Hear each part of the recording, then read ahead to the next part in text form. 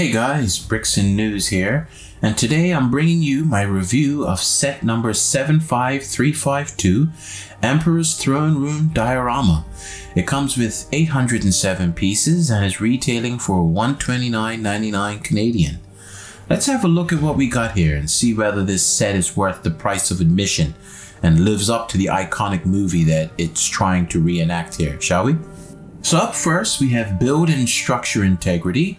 This is definitely for display use. That front facade of the archway is only attached with a few studs and also has a bit of movement and play. I'm not sure why the designers went with that design choice because clearly it's not meant to pop off easily with the unfinished look underneath. This entire back wall and window section just doesn't feel sturdy at all. You can see it's a bit rocky here, but thankfully the studs you feed into the holes at the base should prevent you from accidentally knocking it off.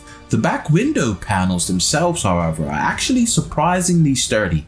I must say I expected this to be the most shaky portion of the model, but I'm happy to report that it holds up fairly well.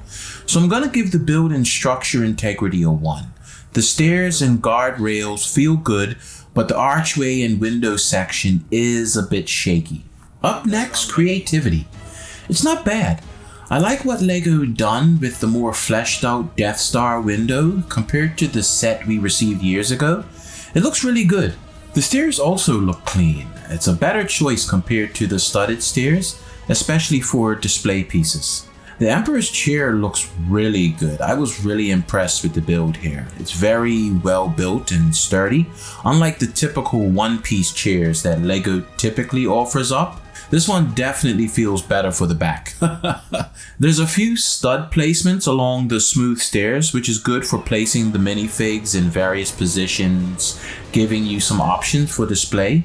My only real gripe, as I've said in previous videos, is that facade of the arch. It just looks plain and uninspired. I'm wondering if LEGO could have added slight different shaded grays, perhaps to break it up a bit.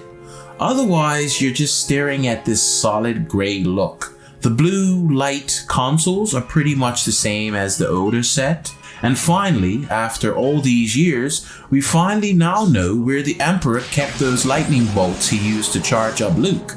Under the stairway, of course. So convenient.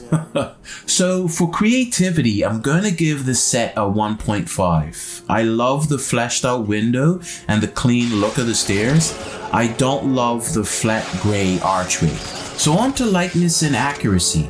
I must admit, when I look at this set, it definitely captures the throne room well. With the Emperor sat on his swiveling throne chair, it really looks like he's just gazing out into space. And that back window, again, it looks really good in my opinion. It would have been nice if they expanded the room a bit more, rather than just the little small section directly in front of the throne. But it's hard to deny that LEGO pulls off a good representation of this section when you compare it to scenes in the movie. So I'm going to give lightness and accuracy a 2. So next, on to my favorites, the minifigures and mold prints.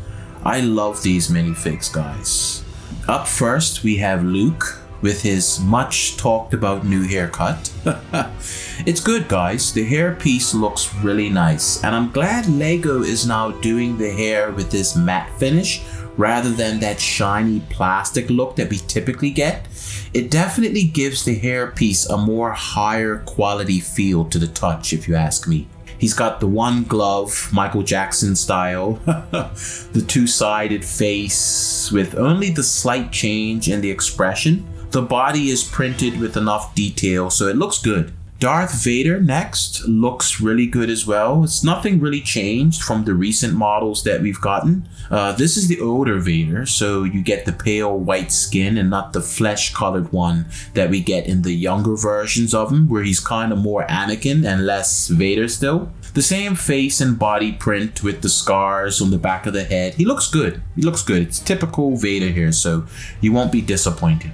The Emperor looks really good as well. I feel like there's an updated hood piece here. It's similar to like Luke's hairpiece. It just feels to be a higher quality mold, and it has that more matte finish as opposed to the real shiny glossy one. So it really looks good here. He also has an updated face print on both sides, which look really good. The detail on the eyes are particularly piercing. It feels like he's just piercing into my soul here. The torso and the legs are also printed, it's fleshed out nice. It really gives him a nice overall look. So overall, I'm going to give the minifig and mold prints a 2. Lego is definitely upgrading their molds for the minifigs.